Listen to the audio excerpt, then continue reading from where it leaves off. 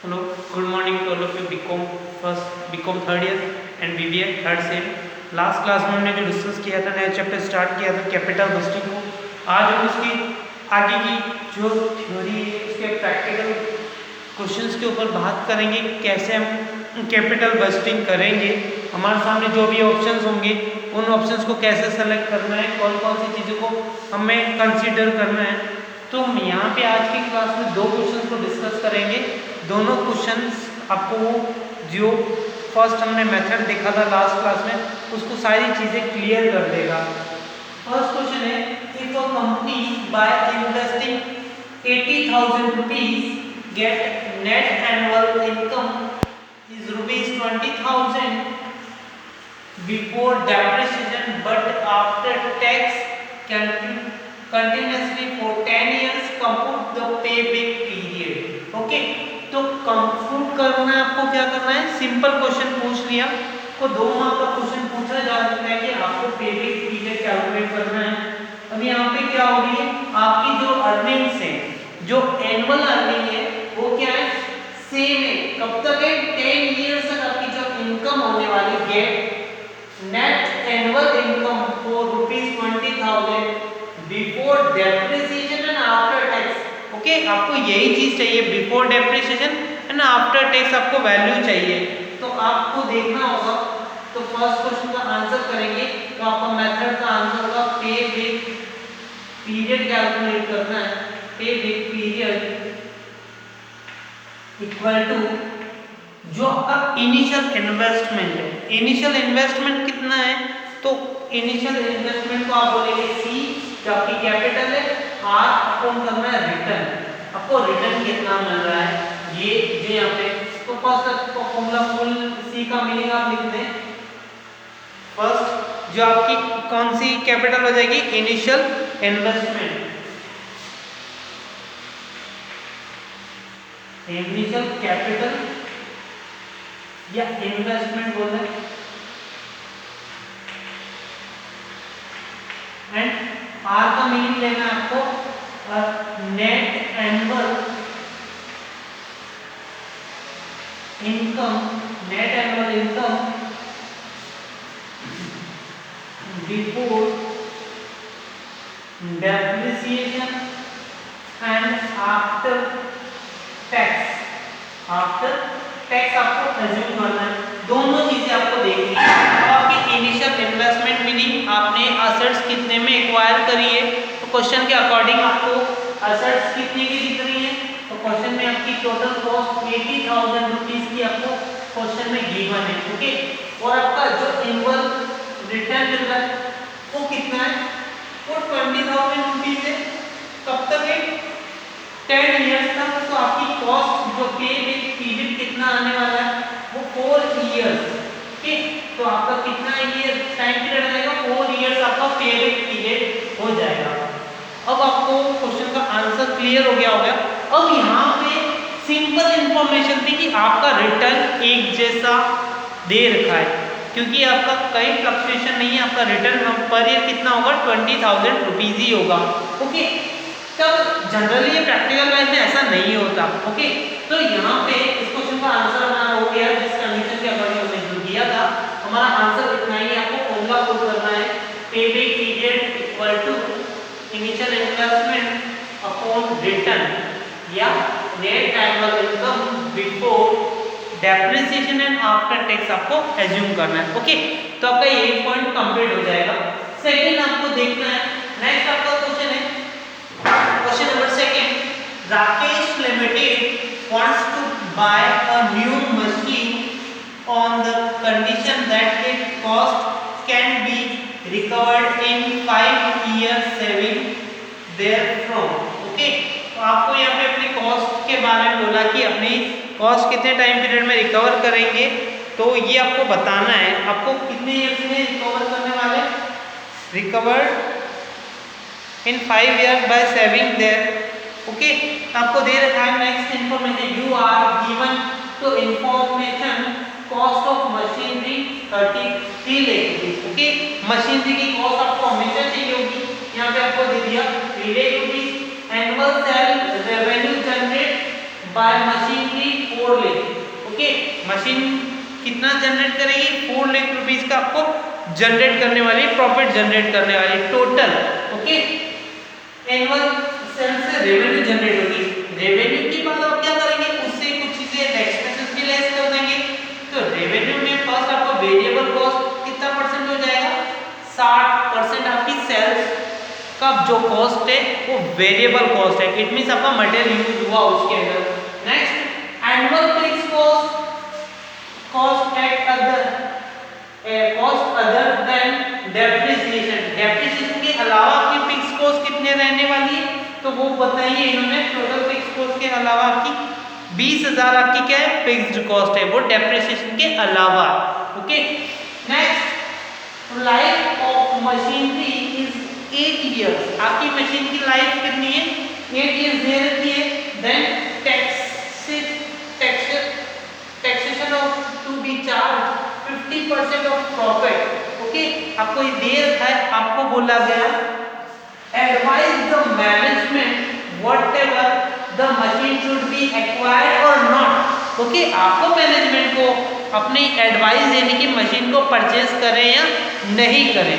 क्यों? क्योंकि आपको अब आप कौन सी बात करें? फाइनेंशियल मैनेजमेंट की बात करें तो यहाँ पे आप मैनेजर वाली कॉस्ट आप सोचेंगे कि एसेट्स को परचेज करनी चाहिए या नहीं करनी चाहिए। आपके सामने क्वेश्चन है, तो आप क्वेश्चन का सॉल्यूशन क्या बताएंगे वो आगे बात करते हैं। आपको सबसे पहले क्या चाहिए? आपका पीरियड कैलकुलेट करना है। ओके, पीरियड कैसे कैलकुलेट करेंगे उसके बारे में आप बात करेंगे। तो पीरियड कैलकुलेट करने के लिए आपके सामने क्या हो? फॉर्मूला लगाना है। बट आपके पास नेट कैश फ्लो कहाँ है? क्वेश्चन में नहीं दे रखा। नेट कैश फ्लो आपको कैलकुलेट करने होगा। ओके, तो इसके लिए आप क्या बनाएंगे? एक स्टेटमेंट बनाएंगे। स्टेटमेंट कौन सा बनाएंगे? प्रॉफिटेबिलिटी या नेट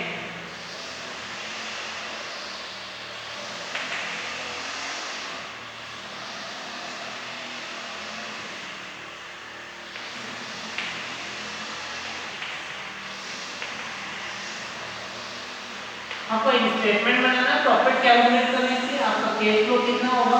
फर्स्ट आपको क्वेश्चन में गिवन है वो सेल्स है। आपकी सेल्स कितनी गिवन है?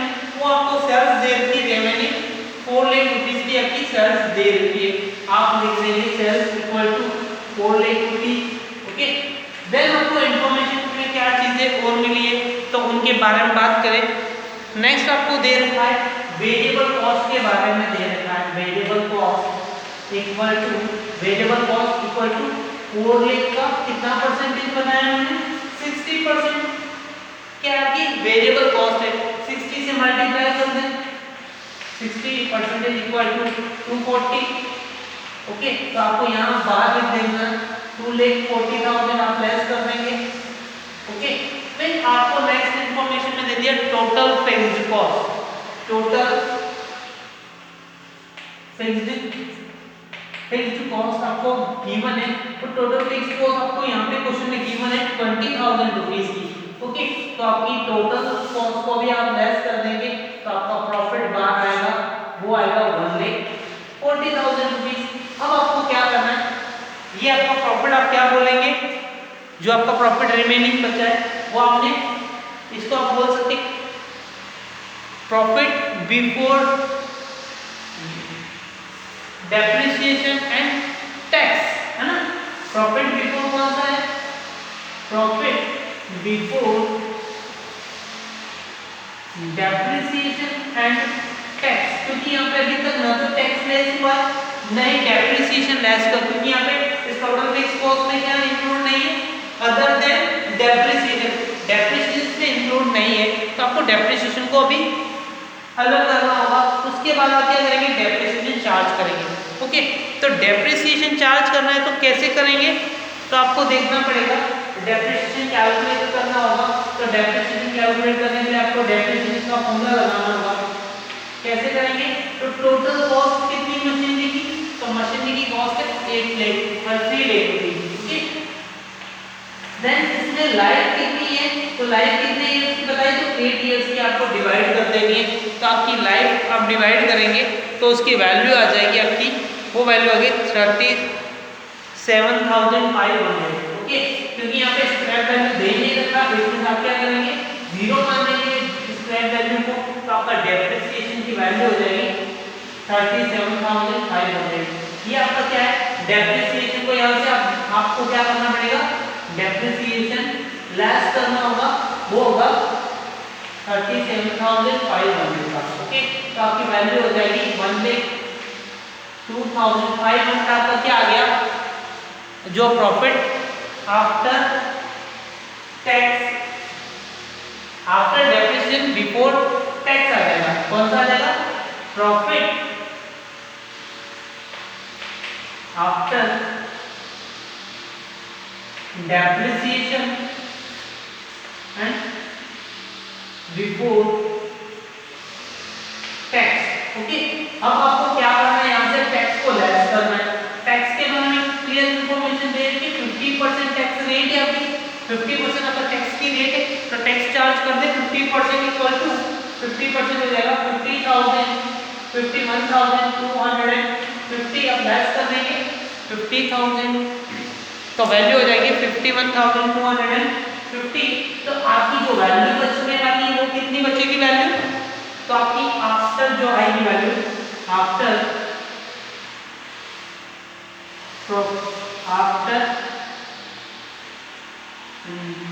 डेप्रिसिएशन एंड टैक्स आ गई ये वैल्यू, ओके। प्रॉफिट कौन सा है, profit after tax and depreciation equal to 51,000। But आपको चाहिए क्या क्वेश्चन में, कैश फ्लो कौन सा चाहिए, before depreciation and after tax चाहिए। तो आपको क्या करना होगा, इसमें ऐड करना होगा डेप्रिसिएशन। डेप्रिसिएशन कितना हुआ, कितना आपने लेस किया, 37,500, फिर से आप ऐड कर देंगे तो आपकी वैल्यू हो जाएगी 750, 88,750। आपका क्या हो जाएगा, annual cash flow, net cash flow हो जाएगा, net cash flow, net cash flow कितना हो जाएगा, 88,750 हो जाएगा, ओके। तो अब आपको क्या करना होगा, अब यहाँ से ये वाली वैल्यू आपको मिल जाएगी, तब आप लगा पाएंगे फॉर्मूला, कौन सा, पेबैक पीरियड कैलकुलेट करने का फॉर्मूला लगा पाएंगे। कैसे लगाएंगे फॉर्मूला, तो उसके बारे में हम देख लें। तो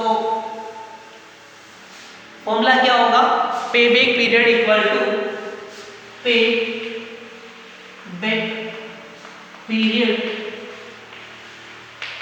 equal to C upon R। Cost कितनी है आपकी मशीनरी की, जो आपकी जो कॉस्ट है वो कितनी है, 3 लाख रुपीस है आपकी कॉस्ट, ओके।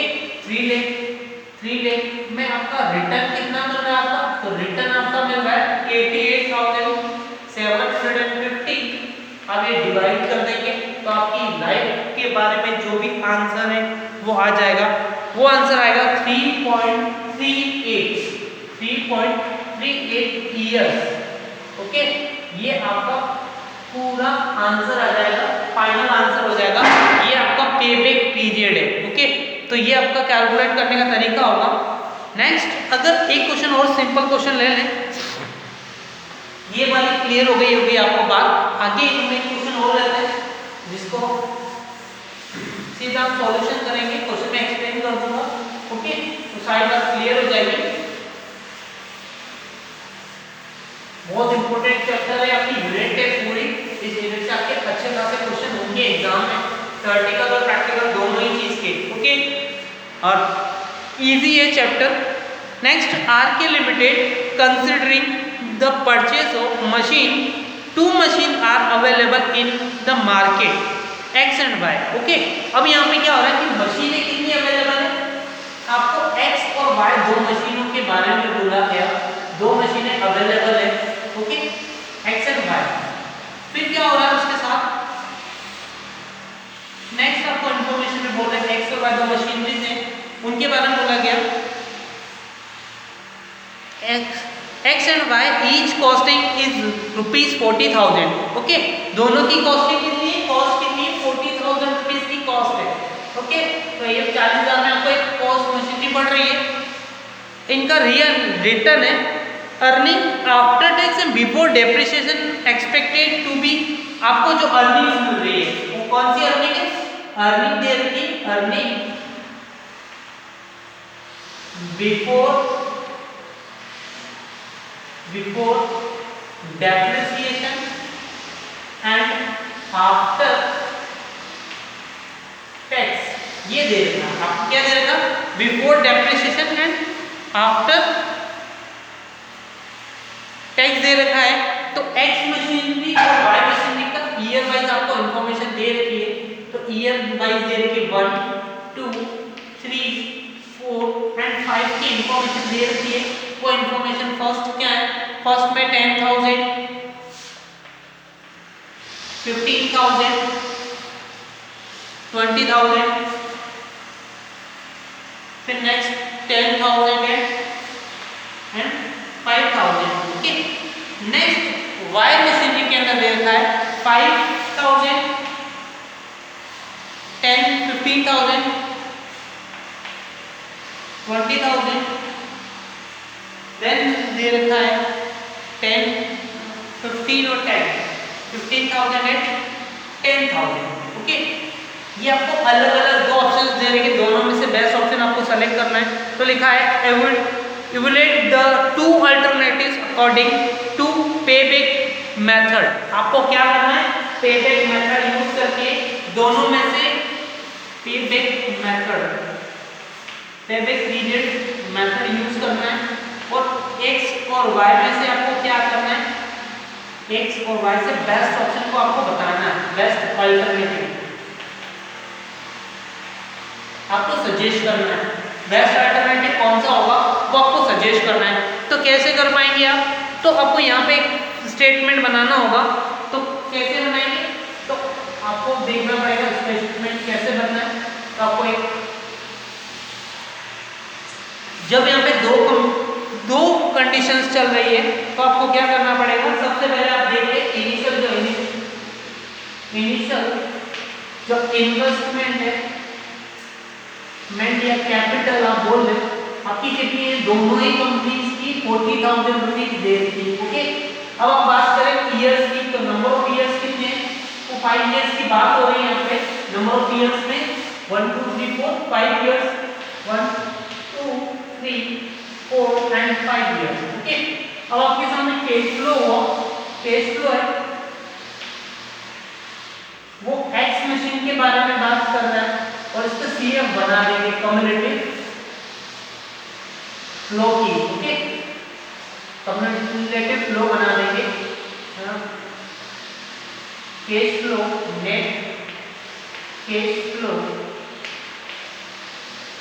y का उसका सी कम्युलेटिव फ्लो मीनिंग ऐड करते हुए बना देंगे।